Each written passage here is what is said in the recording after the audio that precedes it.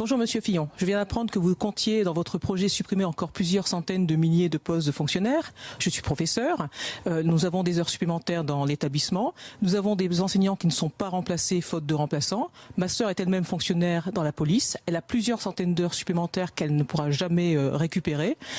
Comment est-ce que vous pouvez justifier votre position? Comment est-ce que vous pensez qu'on pourra assurer les missions de service public dans ces conditions?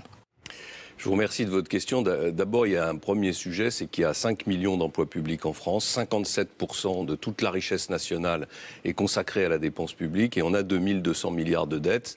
Quand j'ai été élu député il y a quelques années, c'est vrai, la dette française c'était 17% de toute la richesse nationale. Aujourd'hui, c'est 100%. Donc c'est intenable. Donc je vous le dis, quels que soient les gouvernements, quelles que soient les majorités, il va y avoir une heure de vérité. Et cette heure de vérité, elle peut être très brutale. Donc de toute façon, il faudra réduire le nombre d'emplois publics. La répartition des missions régaliennes. Alors comment est-ce qu'on peut le faire? La première chose que je propose, c'est que tout le monde travaille un peu plus. Voilà. Je vous rappelle qu'en 2000, on travaillait 39 heures dans la fonction publique. Aujourd'hui, on travaille 35 heures, voire 32 dans une partie de la fonction publique.